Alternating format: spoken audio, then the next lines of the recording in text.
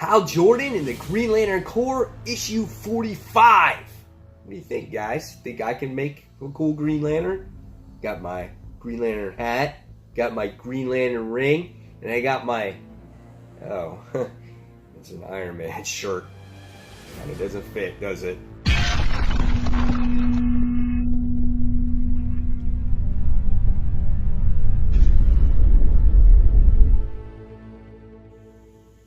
Hey comic book fans, welcome back to Comic Book Corner 2.0. Fans, you're back with me, Mike Spider Slayer, getting ready to do that all-important comic book review so you, the fans, can make a decision on what comic books to buy.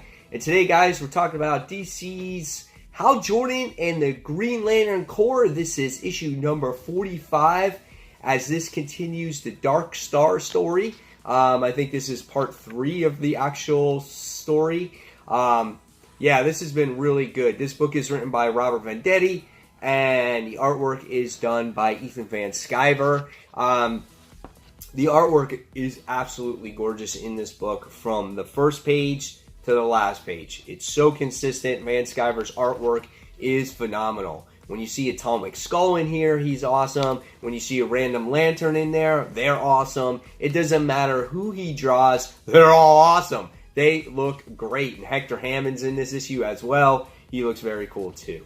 Alright, so let's talk about this latest part of the Darkstars, right? So Tomar 2 is the one that is the leader of the Darkstars, and he is the one that's been recruiting people to join the Darkstars.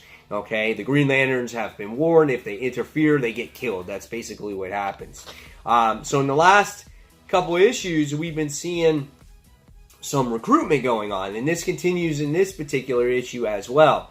So we get to see a Green Lantern in this particular book, Lantern Widget, I think he is. He's kind of like some bear or wolf or whatever, and he's bringing someone in, and the next thing we wind up finding out is the Darkstars come in.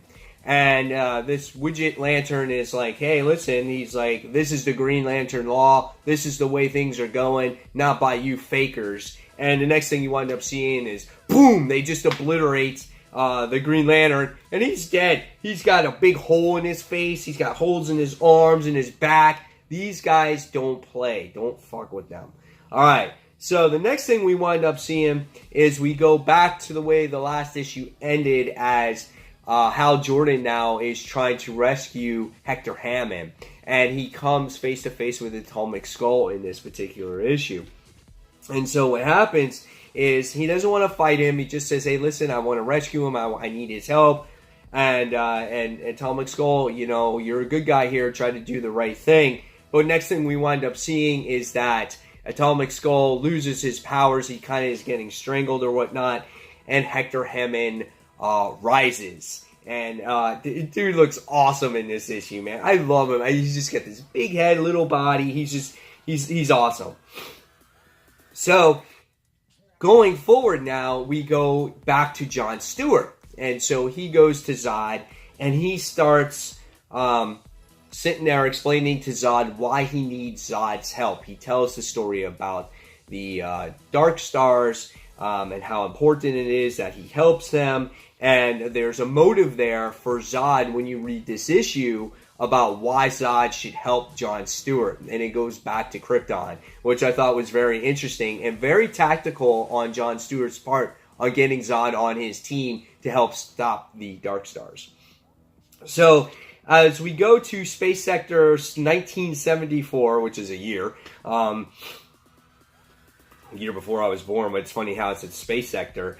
We see Arkillo and we see Guy Gardner having a drink, and you know, Guy Gardner sitting there talking to Arkillo about how these Darkstars are, how he should work together with them. And the next thing we see is Tomar 2 shows up, and basically he becomes a Lantern. Guy Gardner and Arkillo becomes the Yellow Lantern, and they're like, all right, look who it is. It's the Christmas Goose. It's time to battle. And they start battling. He's like, yeah, I'm not here to battle. I'm here to talk. And he starts talking with Guy Gardner. And he's just like, he goes, we both live in the shadows of our fathers, Guy. He goes, I dealt with it by killing the man who murdered mine and the Darkstars, such actions aren't rejected. He's like, your mission also starts with your father. Do you wish to enforce lethal justice with the Darkstars? And all Guy Gardner goes is, yes.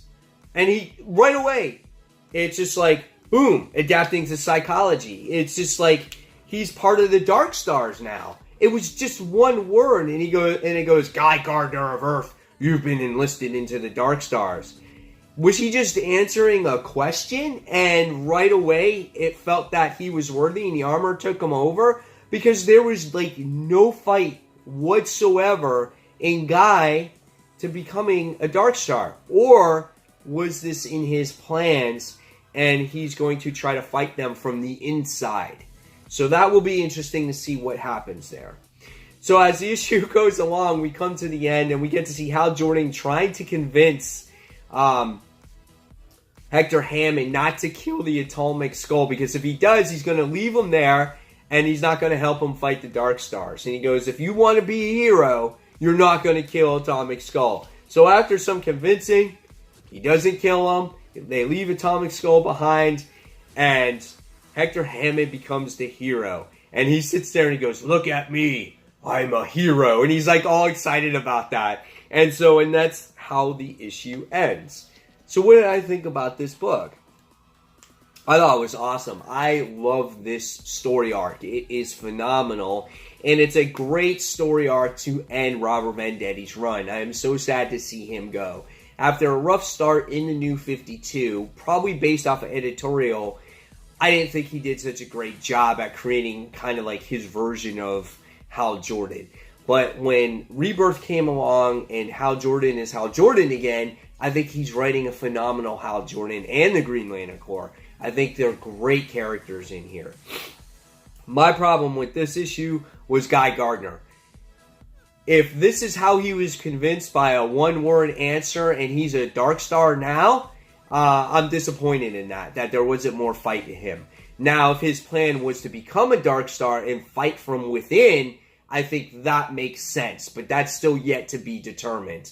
But overall, this issue is really a lot of fun. I had a great time with it. I can't wait to see how this progresses. Guys, leave me in the comments below what you thought of this issue. I'm going to give it a 4.25 out of 5 stars. Can't wait for the next one. So guys, as always, thank you so much for watching Comic Book Corner 2.0. Don't forget to subscribe to the channel, hit that like button, and don't forget to hit that notification bell so you don't miss a single video from me. And fans, as always, until that next comic book review, this is Mike Spider Slayer signing off. See you real soon, guys. Bye.